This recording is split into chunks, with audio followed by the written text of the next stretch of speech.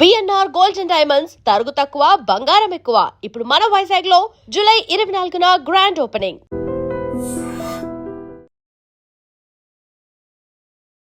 నమస్తే. ఢిల్లీలో జంతర్ మంతర్ దగ్గర జరిగినటువంటి ఈ యువత చేపట్టినటువంటి ఉద్యమం కేంద్ర ప్రభుత్వం దిగొచ్చింది. కేంద్ర మంత్రి రాజీనామా చేశారు. తర్వాత పార్లమెంట్ లో కూడా యాంటీ పేపర్ లీక్ ఒక బలమైన బిల్లు ఆమోదం లభించినటువంటి పరిస్థితి ఉంది. ఇప్పుడు యువత నుంచి ఒక డిమాండ్ అయితే వస్తుంది. కాకూర జనతా పార్టీ పూర్తి స్థాయిలో ఒక రాజకీయ పార్టీగా ఆవిర్భవించాల్సినటువంటి అవసరం ఉందని చెప్పి డిమాండ్లు వస్తా ఉన్నాయి. కానీ అభిజిత్ దీప్కే గాని ఆ పార్టీలో ఉన్నటువంటి ప్రధాన ఎవరైతే ప్రతినిధులు ఉన్నారో వాళ్ళు ఎక్కడో కూడా ఇప్పట్లో మేము రాజకీయ పార్టీ పెట్టే ఉద్దేశం లేదని చెప్తున్నప్పటికీ కూడా డిమాండ్లు అయితే విపరీతంగా వస్తా ఉన్నాయి. సో దీని గురించి మనం మాట్లాడదాం. లోక్సత్తా వ్యవస్థాపకులు జయప్రకాష్ నారాయణ గారు లైవ్ కాల్ జాయిన్ అయ్యారు. సార్ నమస్కారం. సార్ నమస్తే వల్లి. సార్, జంతర్ మంతర్ దగ్గర మొత్తం ఎపిసోడ్ మీరు క్లియర్ గా అబ్జర్వ్ చేశారు. యువత సాధించిన విజయం, జెన్జీ సాధించినటువంటి విజయంగా చెప్తా ఉన్నారు. సో యువత రాజకీయాల్లోకి రావాలి, ఎందుకంటే డాక్టర్ కొడుకు డాక్టర్, ఇంజనీర్ కొడుకు ఇంజనీర్, ఇలాంటి ఆలోచన కాకుండా యువత కూడా పూర్తి స్థాయిలో రాజకీయాల్లోకి వచ్చి ఒక మార్పుకు నాంది పలకాలని చాలా సందర్భాల్లో మీరు కూడా చెప్పారు. ఈ జెన్జీ ఉద్యమాన్ని, ఈ కాకూర జనతా పార్టీ వ్యవహారాన్ని ఎట్లా చూస్తారు సార్? ఎట్లా విశ్లేషిస్తారు మీరు? రెండు విషయాలు వల్లి మనం గుర్తించాల్సింది. మొట్టమొదటిది, మన ప్రజాస్వామ్యం ప్రతి వ్యవస్థకు కూడా ఒక ఎవల్యూషన్, కొన్ని దశలు ఉంటాయి. నా దృష్టిలో మనం 3వ దశలో ప్రవేశిస్తున్నాం. మొట్టమొదటి దశ కాంగ్రెస్ పార్టీ గుత్తాధిపత్యం, స్వతంత్రాన్ని తెచ్చిన పార్టీ, దేశ స్వతంత్ర పోరాటము, కాంగ్రెస్ పార్టీ విడదీయనటువంటి సంస్థలు ఏర్పాటు. మరి మహాత్మా గాంధీకి ఉన్నటువంటి నైతిక బలము, స్వతంత్ర పోరాట యోధుల త్యాగాలు, ఆ రోజుల్లో వారికి ఉన్న విశ్వసనీయత, ఈ కారణంగా చాలా కాలం పాటు కాంగ్రెస్ పార్టీ ఏకఛత్రాధిపత్యం ఉంది. రెండవ దశలో కాలక్రమేణా ప్రత్యామ్నాయం ఏర్పాటయ్యి చివరికి 1990 దశకం చివరికి 2000 ప్రాంతానికి 25 ఏళ్లలో ఒక బలమైనటువంటి 2 పార్టీల వ్యవస్థ ప్రతి రాష్ట్రంలో. దేశంలో 2 పార్టీల వ్యవస్థ సాధ్యం కాకపోవచ్చు, ఇంత పెద్ద దేశం కాబట్టి, కానీ ప్రతి రాష్ట్రంలో కూడా గట్టిగా 2 బలమైన శక్తులు పోరాడుతూ ఉన్నాయి దేశంలో. కానీ వాళ్ళు పోరాడే తీరు సుమారుగా ఒకే రకంగా ఉంటాం. ఈ పార్టీ అయినా డబ్బులు పంచుతుంది, ఆ పార్టీ అయినా డబ్బులు పంచుతుంది. మన రాష్ట్రాలు తీసుకున్నట్టయితే 2 పార్టీలు కూడా తాత్కాలికమైనటువంటి సంక్షేమం మీద ఆధారపడుతున్నారు. 2 పార్టీలు కులం చుట్టూ, మతం చుట్టూ సమీకరిస్తున్నారు జనాన్ని. కాబట్టి 3వ దశలో ఏమిటంటే, యువత మాకు కేవలం రాజకీయ పార్టీలు అంటే, లోక్సత్తా తొలి ఆ రోజునే ఒక స్లోగన్ ఇచ్చింది 30 ఏళ్ల క్రితమే, ఆటగాళ్ళు మారడం చాలదు, ఆట నియమాలు మారాలి అని చెప్పాను. కాబట్టి ఊరికి మొఖాలు మారడం కాదు మాకు కావాల్సింది, ఈ రాజకీయ పద్ధతి మారాలని చెప్పిన దానికి ఇది సంకేతం. ఇది మొట్టమొదటిది. ఇది వెంటనే ఫలితాలను ఇవ్వదు, కానీ ఇవన్నీ కూడా తొలి మొలకలు. ఒక 15-20 ఏళ్ళు పడుతుంది. ఇంత పెద్ద దేశం, మానవ సమాజం మొత్తంలో ఉన్న జనాభాలో 6వ వంతు భారతదేశంలో ఉన్నారు. 6వ వంతు కంటే ఎక్కువ మంది ఉన్నారు. ఇది ఒక 30-40 దేశాలు కలిస్తే ఏర్పడిన దేశం లాంటిది. కాబట్టి ఇంత పెద్ద దేశంలో ఆషామాషిగా ఒక్కరోజు జరగదు. కానీ ఈ ప్రక్రియ ప్రారంభమైంది. కాంగ్రెస్ పార్టీకి ప్రత్యామ్నాయం కూడా 20-25 ఏళ్ళు పట్టింది. మీకు 1958-59 ప్రాంతాల్లో కేరళలో ప్రారంభమైతే, 60 ఏళ్ళు తమిళనాడులో వస్తే, 1990లో అయిపోయేదాకా, 2000 వచ్చేదాకా మనకి కాంగ్రెస్ పార్టీకి నిజమైన ప్రత్యామ్నాయం దేశమంతటా రాలా. ఇది కూడా అలాగే 15-20 ఏళ్ళు పడుతుంది. కానీ ఖచ్చితంగా ఇది 3వ దశ ప్రారంభమవుతున్నామని ఒక సూచన కనిపిస్తుంది. రెండవది, ప్రస్తుతానికి అంతకంటే ముఖ్యమైనది, ఓ పక్కనేమో అభివృద్ధి జరుగుతుంది, జరగలేదంటాం పొరపాటు. మౌలిక సదుపాయాలు బాగుపడుతున్నాయి, ఆర్థిక అభివృద్ధి జరుగుతోంది, సంపద పెరుగుతోంది, ఆర్థిక క్రమశిక్షణ పెరుగుతోంది, బ్యాంకులు ఖాళీల పడ్డ బ్యాంకులు కాస్త మంచి స్థితికి వచ్చినాయి, ఇవన్నీ ఉన్నాయి. కానీ అభివృద్ధి ఫలాలు ఈ దేశంలో అందరికీ సరిగ్గా అందటం లేదు. ఇది చాలా మనం లోతుగా అర్థం చేసుకోవాలి. అభివృద్ధి ఫలాలు అందరికీ కొన్ని అందుతున్నాయి. ఉదాహరణకి మన యూపీఐ పేమెంట్స్ ఉన్నాయనుకోండి, ఈ దేశంలో సామాన్య కుటుంబీకులు సైతం, నిరుపేదలు సైతం వాడుకుంటున్నారు. అవును, కానీ అది చాలదు. అది కొంత తాకుతోంది, కానీ నిజంగా అభివృద్ధి ఫలాలు నాకు అందుతున్నాయి, నా కుటుంబం పేదరికం నుంచి బయటపడి మధ్యతరగతి వస్తాము, రెక్కాడితే డొక్కాడని మేము రేపు పొద్దున కాస్త గౌరవప్రదంగా ఉద్యోగ భద్రతతో ధీమాగా బతుకుతామన్న విశ్వాసం కలిగే వ్యవస్థ లేదు. ఇది ఇవాళ ఒక్కరోజు వచ్చింది కాదు, ఒక పార్టీ వాళ్ళు వచ్చింది కాదు. ఈ దేశం కాదు, రాష్ట్రం కాదు, రాష్ట్రాల దేశం కలిసి 60-70 ఏళ్ళుగా అభివృద్ధి నమూనాలో మౌలికమైన లోపాలు ఉన్నాయి. మంచి ప్రమాణాలు, విద్యా నైపుణ్యం లేవు. మన అభివృద్ధి మొత్తం ప్రధాన నగరాల కేంద్రీకృతమైంది, చిన్న పట్టణాలను విస్మరించాం. మరి లేబర్ ఇంటెన్సివ్ ఇండస్ట్రీ రాకుండా రకరకాల లైసెన్స్ పర్మిట్ రాజ్యం, అవినీతి వల్ల అడ్డుపట్టాం. మహానగరాల్లో జీవన ప్రమాణాలు తగ్గిపోతున్నాయి ఉన్న కొద్దికి. సామాన్యుల బతుకు మరి చాలా దినదినగంట నూరేళ్ల ఆయుష్గా ఉన్నది. ఆరోగ్య ఫలితాలు అందరికీ సరిగ్గా అందటం లేదు. ఇలా మౌలికమైన లోపాలు నమూనాలో ఉన్నాయి. ఓకే. నేను చాలా మరి కాలం ఇప్పుడు నుంచి ఈ కాంగ్రెస్ మాట్లాడుతున్నాను. జనతా పార్టీ కూడా వాళ్ళ ప్రధాన డిమాండ్ విద్యా వ్యవస్థను ప్రక్షాళన చేయాలని. కరెక్ట్. సో విద్యా వ్యవస్థ పూర్తిగా భ్రష్టు పట్టిపోయింది. విద్య మీద పెట్టుబడి పెడితే అది భవిష్యత్తుకి పెట్టుబడి పెట్టినట్టే కదా! దాన్ని ఎందుకు ఆలోచన చేయట్లేదు ఇవన్నీ ప్రభుత్వాలు? పెట్టుబడి కాదు. పెట్టుబడి అనుకుంటే మళ్ళీ పప్పులో కాలేస్తాం. హ్మ్. పెట్టుబడిగా సమస్య. మన ముఖ్యమంత్రి గారు తెలంగాణలో 2-3 సార్లు ప్రస్తావించినట్టుగా 1,08,000, 1,10,000 రూపాయలు, 1,20,000 రూపాయలు ఒక్కొక్క బిడ్డ మీద స్కూళ్ళల్లో గవర్నమెంట్ ఖర్చు పెడుతోంది. పెట్టుబడి పెడుతున్నాం. చదువు రావటంలా. కాబట్టి పెట్టుబడి అంటే మళ్ళీ ఇంకొక 20 ఏళ్ళు నష్టపోతాం. హ్మ్. పెట్టుబడి వద్దని కాదు. ఏం చదువు అందుతోంది? నిజమైన నైపుణ్యం ఏమొస్తుంది? మేధస్సు ఏ మేరకు వికసిస్తోంది? పనికి తయారయ్యే వాళ్ళుగా వాళ్ళు వస్తున్నారు లేదా? డిగ్రీ కాగితాలు ఊరికే లక్షల కోట్లు ఉన్నాయి. కోట్ల మందికి డిగ్రీలు ఉన్నాయి.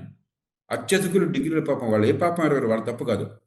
కానీ ఉపాధికి పనికొచ్చేవాళ్ళు కాదు. రెండోది ఉపాధి కల్పన జరగటం లేదు. రెండు పక్కన ఉపాధికి పనికొచ్చే వాళ్ళని తయారు చేయటం లేదు, ఉపాధి కల్పన జరగటం లేదు. ఈ రెండు పక్కల దృష్టి పెట్టాలి తప్ప ఊరికే డబ్బులు పెట్టేస్తామని చెప్పంటే అంతకంటే మోసం ఇంకోటి ఉండదు. హ్మ్.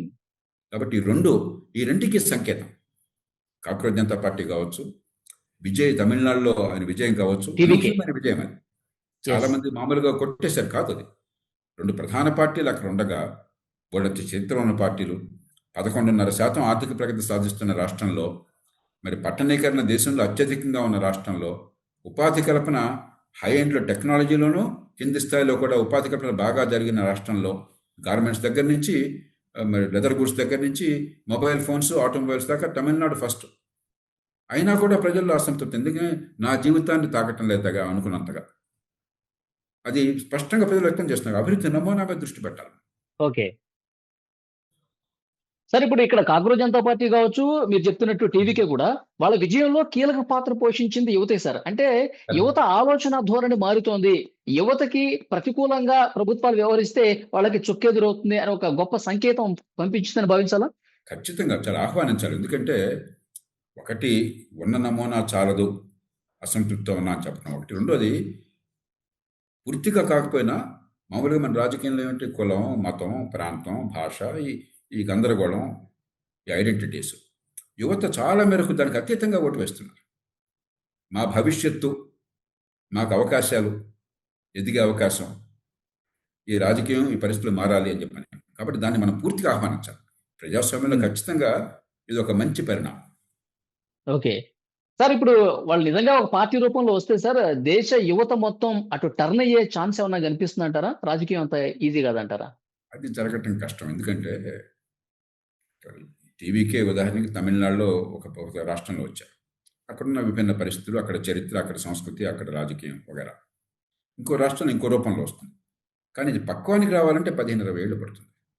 రెండు పద్ధతుల్లో. ఒకటి అయితే సాంప్రదాయ పార్టీలు, బలమైన పార్టీలు, పెద్ద పార్టీలు ఈ ఆందోళనని, ఈ ఆసక్తిని, ఈ అవసరాన్ని గమనించి ఈ ఎజెండాని చిత్తశుద్ధితో స్వీకరించి ప్రజల్ని సమీకరించి దానికోసం పోరాటమా, అది ఒక పద్ధతి. మామూలుగా మంచి రాజకీయ వ్యవస్థ జరిగేది అది. వాళ్ళు గుర్తించిన అంశాలు ముందుకు వచ్చినప్పుడు దాన్ని లోతుకెళ్ళి అర్థం చేసుకుని దాన్ని ఎజెండాగా మార్చి ప్రజల్ని సమీకరించి అధికారంలోకి రావడం ఒక పద్ధతి. ఈ రాజకీయ పార్టీలు దీన్ని మామూలు రాజకీయంగా భావించి, అధికార క్రీడలో భాగంగా భావించి ఈ సమస్యను లోతు అర్థం చేసుకోకుండా ఉన్న రాజకీయాన్ని కొనసాగిస్తే అప్పుడు ప్రత్యామ్నాయ శక్తే వస్తుంది. కాంగ్రెస్ జనతా పార్టీ పేరుతో వస్తుందా, మరికొందరు వస్తారా, ఇంకో తరంలో ఏంటన్నది ఇవాళ మనం చెప్పలేం. రూపం ఏంటో మనం చెప్పలేం. కానీ ఈ రెండులో ఏదో ఒక బయట అనివార్యం అవుతుంది. ఓకే. సార్ ఇప్పుడు 2024లో కూడా నీట్ పేపర్ లీక్ అయింది సార్. అంటే మొన్న లీక్ అయింది అనేది ఫస్ట్ టైం కాదు. గతంలో కూడా చాలా సందర్భాల్లో పేపర్ లీక్ అయింది. చాలా మంది విద్యార్థులు ఇబ్బందులు పడ్డారు. ఆత్మహత్యలు చేసుకున్న పరిస్థితి ఉంది. కానీ అంటే యువత ఈ స్థాయిలో ఉద్యమించి వాళ్ళ హక్కుల్ని సాధించుకోవడానికి ఇంత పోరాటం చేస్తేనే కేంద్ర ప్రభుత్వాలు దిగొస్తాయా? ఇది జరగకపోతే షరా మామూలుగానే ఉంటుందా? ఇంత బలమైనటువంటి బిల్లు కూడా రాదు గదా! వాళ్ళ ఆలోచన కూడా రాదు కదా సార్ వాళ్ళకి. ఏమంటారు? రెండు విషయాలు వల్లి. మొదటిది అసలు సమస్య నీట్ పేపర్ లీక్ కానే కాదు. అదొక స్పార్క్. అసలు సమస్య యువత ఆ భాషలో చెప్పకపోయినా కూడా అవ్యక్తంగా మనసుల్లో ఉన్నది, మాకు అవకాశాలు రావటం లేదు, ఆకాంక్షలు ఉన్నాయి. సోషల్ మీడియా యుగంలో ప్రపంచంలో ఇప్పుడు వల్లి ఎట్లా బతుకుతున్నారో నాకు అర్థమవుతోంది. ఒక నాయకుడు ఎట్లా పోతున్నాడు నాకు తెలుస్తుంది. మా తోటి వాళ్ళకి కాస్త అవకాశాలు అందిన వాళ్ళు, అదృష్టం వాళ్ళు ఎలా బతున్నారు నాకు అర్థమవుతుంది. నేను కూడా అలా బతకాలి. పూర్వం అయితే అర్థమయ్యేది కాదు. ఈ సోషల్ మీడియా యుగంలో అందరికీ అర్థమైపోతుంది. కాబట్టి ఆకాంక్షలకి అనుభవానికి మధ్య అంతరం వచ్చేసింది. దానిలో విధాన లోపాలు స్పష్టంగా ఉన్నాయి. ఇందాక చెప్పాను నేను. అది మౌలికమైన కారణం. దానికి ఒక స్పార్క్ ఇది. ఇది కాబట్టి ఇంకో రూపంలో వచ్చింది. ఇది నీట్ పరీక్షల కోసం వచ్చింది. పరీక్షలు బాగా చేస్తే సరిపోతుంది. పరీక్షలు బాగా చేయాలి, దాన్ని అనుమానం లేదు. కానీ పరీక్షలు బాగా చేస్తే పరిష్కారం అయిపోతుందనే భ్రమలో ఉంటే అంతకంటే పొరపాటు ఇంకోటి లేదు. సమస్య అది కాదు. సమస్య ఎదిగే అవకాశాలు రావటం లేదు. విద్యా వ్యవస్థ భ్రష్టు పట్టింది. మంచి ప్రమాణాల విద్య అందటం లేదు. కొంతమందికి అందుతోంది. ఇంజనీర్లు ఉన్నారు. ఉదాహరణకి రోజు ఎన్నో సర్వేలు చెప్తున్నాయి. 15 లక్షల మంది 14 లక్షల మంది ఇంజనీర్లు అవుతున్నారు ప్రతి సంవత్సరం. నిజంగా వాడు తప్పేం లేదు. వాళ్ళు కష్టపడుతున్నారు. ఎంసెట్ మదో పరీక్ష రాస్తున్నారు. పోటీకి కూర్చుంటున్నారు. కోచింగ్లో డబ్బులు ఇస్తున్నారు. అక్కడికి చదువుకుంటున్నారు. పరీక్షల్లో మార్కులు తెచ్చుకుంటున్నారు. 70% 20% మార్కులు వస్తున్నాయి. కానీ ఇంజనీరింగ్ నైపుణ్యం లేదే. వృత్తికి పనికిరారే. మన సమాజం నీకు డిగ్రీ చూసి ఉద్యోగం వస్తుంది అక్కడ. అప్పుడు మీరున్నారు. మీ కొలీగ్ని ఎవరినో ఎంచుకోవాలి. ఒక మనిషి కావాలి మీకు ఉపయోగపడే మనిషిని తీసుకుంటారు. కానీ కాగితం చూసి తీసుకుంటారు ఎవరైనా అంతే కదా. అవును, కరెక్ట్. మీరు అదనంగా విలువని చేకూరిస్తే నేను మీకు జీతం ఇచ్చి పెట్టుకోగలను. మీ వల్ల నాకు విలువ లేకపోతే మీరు అక్కడ కూర్చుని ఊరికే అక్కడ ఆ స్పేస్ ఆక్యుపై చేస్తే నేను ఎందుకు పెట్టుకుంటాను? ఎలా భరించగలను? ఎవరైనా ఎలా భరించగలరు? దీనికి నిజాయితీగా స్పందించకుండా పార్టీలు ఏం చేసినాయి?